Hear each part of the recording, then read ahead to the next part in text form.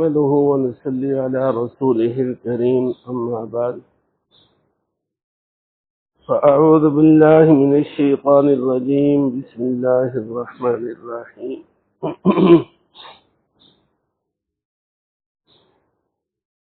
کل کے درس میں رحمان اور رحیم میں فرق بیان ہوا تھا۔ رحمان وہ مہربان ذات جس کی رحمت بہت وسیع ہے، ہر چیز پہ چھائی ہوئی ہے۔ رحیم وہ مہربان ذات جس کی رحمت بہت گہری ہے۔ لفظ رحمان اللہ تعالیٰ کی ذات کے ساتھ خاص ہے۔ لفظ رحمان کسی انسان کے لیے استعمال نہیں کیا جا سکتا۔ کسی کو صرف رحمان کہہ کر بلانا، پکارنا ناجائز ہے، حرام ہے، گناہ کبیرہ ہے، اور ہم لوگ اس کا خیال نہیں کرتے۔ اگر کسی کا نام عبد الرحمن ہے تو اسے رحمان رحمان کہہ کر پکارتے ہیں، یہ جائز نہیں ہے۔ اس کا پورا نام لینا چاہیے، عبد الرحمن کہنا چاہیے۔ رحیم یہ لفظ اللہ تعالیٰ کی ذات کے ساتھ خاص نہیں ہے، یہ دوسروں کے لیے بھی یہ لفظ استعمال ہو سکتا ہے۔ آپ صلی اللہ علیہ وسلم کو رحیم کہا گیا ہے۔ لقد جاءکم رسول من انفسکم عزیز علیہ ما عنتم حریص علیکم بالمؤمنین رؤوف الرحیم۔ آپ کو رؤوف بھی کہا گیا، رحیم بھی کہا گیا۔ تو بہرحال رحمان اور رحیم میں یہ فرق ہے کہ لفظ رحمان اللہ تعالیٰ کی ذات کے ساتھ خاص ہے۔ اللہ تعالیٰ کی ذات کے سوا کسی اور پر اس کا اطلاق نہیں کیا جا سکتا۔ اور رحیم جو ہے یہ عام ہے، اللہ تعالیٰ کی ذات کے لیے بھی استعمال ہوا ہے، اور اللہ تعالیٰ کے سوا دوسروں کے لیے بھی اس کو استعمال کیا گیا ہے۔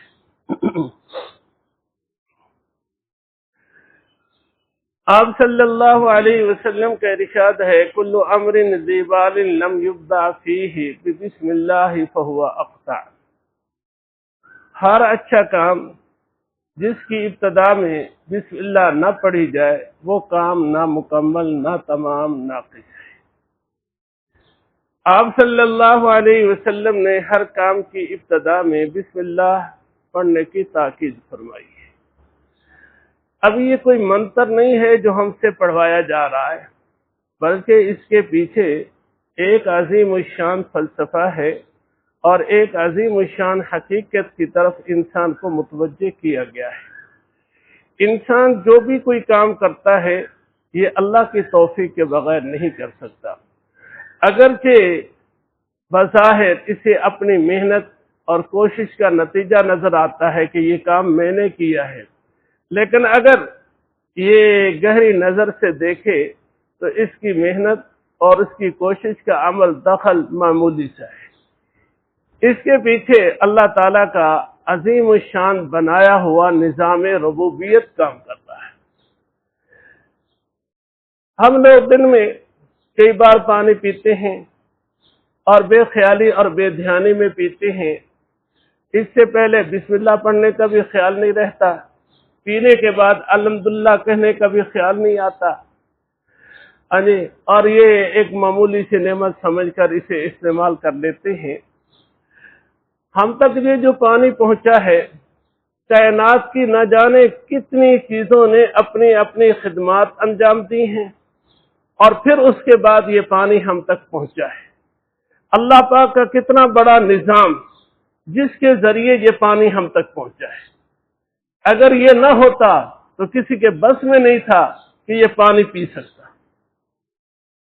سب سے پہلے تو اللہ پاک نے پانی کا ذخیرہ سمندروں کی شکل میں کیا، اور پھر پانی کو سڑنے سے بچانے کے لیے پانی نمکین رکھا۔ پھر اللہ پاک نے اسے حرکت میں رکھا کہ ہر وقت اس کی موجیں اٹھتی رہتی ہیں، اور سمندر میں روزانہ ہزاروں کی تعداد میں جانور مرتے ہیں۔ اتنے جانوروں کے مرنے کے باوجود وہ پانی سڑتا نہیں، یہ میرے اللہ کا ایک نظام ہے۔ اب پانی کا ذخیرہ تو تھا سمندروں میں، تو کیا لوگوں کے لیے یہ ممکن تھا کہ یہ سارے لوگ سمندر سے پانی حاصل کرتے؟ پہلی بات تو یہ ہے کہ وہ کھاری پانی تھا، وہ کیسے استعمال کرتے؟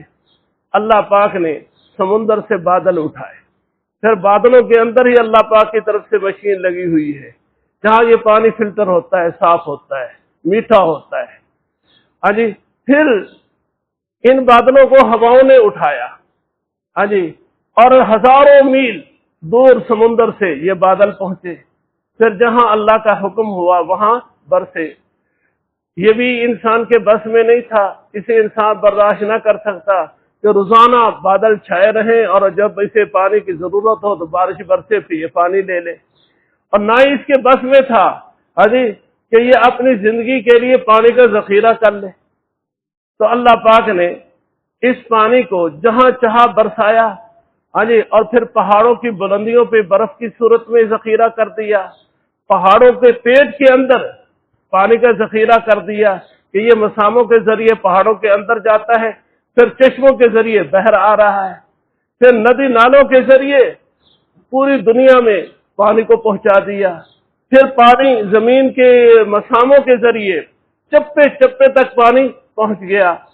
جی اب یہ انسان کے سامنے پانی آیا تو اس کو اس طرح بھی خیال نہیں آیا کہ میرے اللہ کی کتنی بڑی نعمت ہے اور یہ پانی کس طرح مجھ تک پہنچا ہے، میں اس پانی کو پیتے ہوئے کم از کم میں اللہ پاک کا شکر تو ادا کروں، پانی کی ابتدا میں بسم اللہ پڑھ لوں اور پانی پینے کے بعد الحمدللہ کہہ لوں۔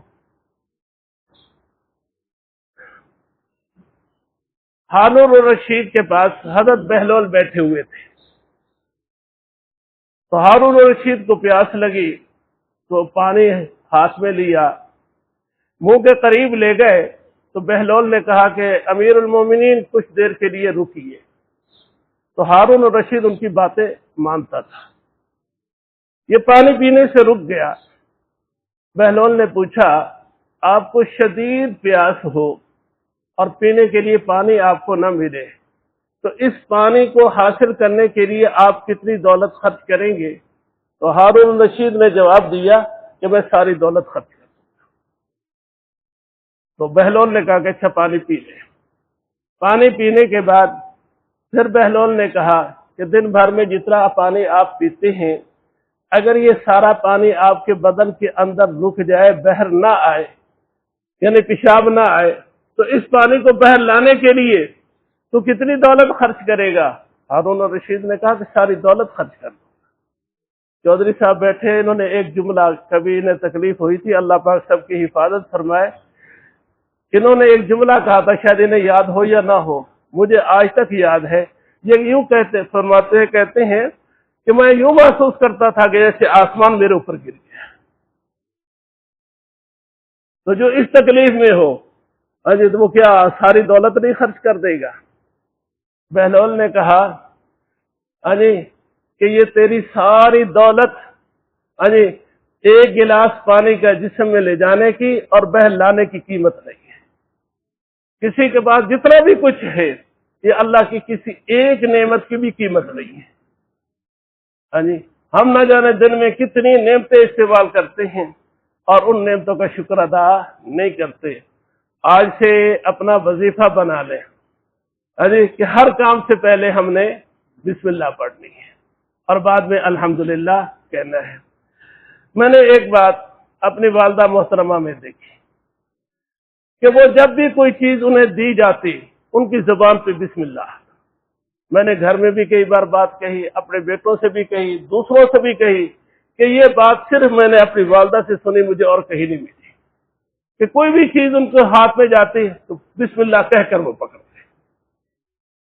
تو یہ ایک معمول بنا لینا چاہیے کہ کوئی بھی ہم کام کریں تو اللہ کی نعمت ہے، بظاہر ہم نے محنت کی ہے، کچھ کیا ہے، لیکن اس کے پیچھے تو نظام ربوبیت کام کر رہا ہے۔ اگر وہ نہ ہو تو ہم میں سے کوئی ہے جو پانی کا ایک گھونٹ بھی پی سکے؟ تو اللہ کی نعمتوں کا شکر ادا کرنا چاہیے، اور ان نعمتوں کا شکر ادا کرنے کے لیے ہمیں بہت آسانیاں دی گئی ہیں۔ وہ کیا کہ بسم اللہ پڑھ کر پی لو، اور اس کے بعد الحمدللہ کہنا۔ دعا فرمائیں کہ اللہ پاک ہم سب کو اس پر عمل کرنے کی توفیق